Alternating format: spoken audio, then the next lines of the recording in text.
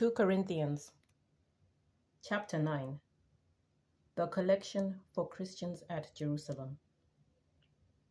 Now it is not necessary for me to write you about the ministry to the saints, for I know your eagerness, which is the subject of my boasting about you to the people of Macedonia, saying that Achaia has been ready since last year, and your zeal has stirred up most of them.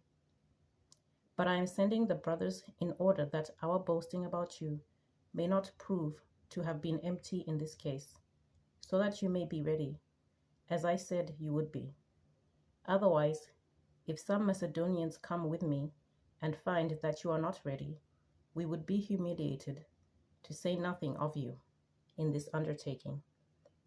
So I thought it necessary to urge the brothers to go on ahead to you and arrange in advance for this bountiful gift that you have promised, so that it may be ready as a voluntary gift and not as an extortion.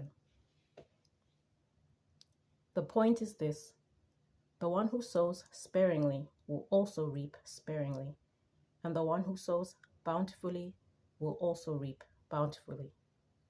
Each of you must give as you have made up your mind, not reluctantly or under compulsion, for God loves a cheerful giver. And God is able to provide you with every blessing in abundance, so that by always having enough of everything, you may share abundantly in every good work. As it is written, He scatters abroad, He gives to the poor, His righteousness endures forever. He who supplies seed to the sower and bread for food will supply and multiply your seed for sowing and increase the harvest of your righteousness. You will be enriched in every way for your great generosity, which will produce thanksgiving to God through us.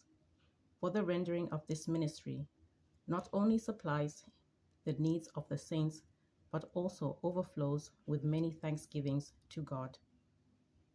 Through the testing of this ministry, you glorify God by your obedience to the confession of the gospel of Christ, and by the generosity of your sharing with them and with all others, while they long for you and pray for you because of the surpassing grace of God that He has given you.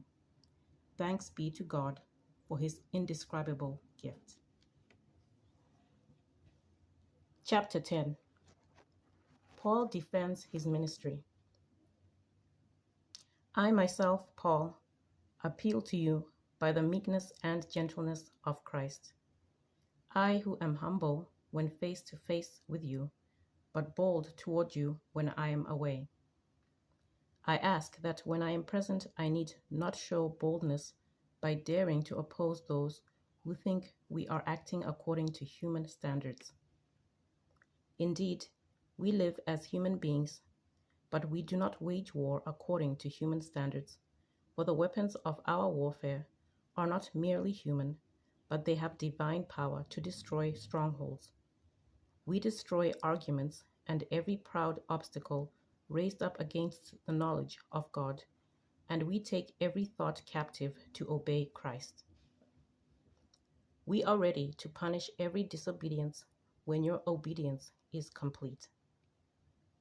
Look at what is before your eyes.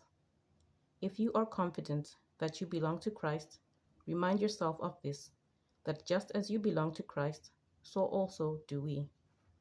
Now, even if I boast a little too much of our authority, which the Lord gave for building you up, and not for tearing you down, I will not be ashamed of it.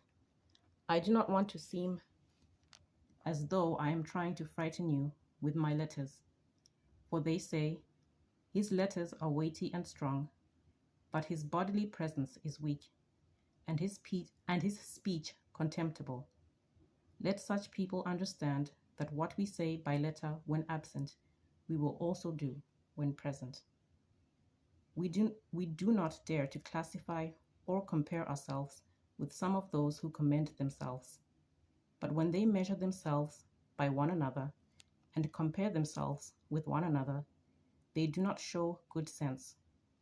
We, however, will not boast beyond limits, but will keep within the field that God has assigned to us, to reach out even as far as you.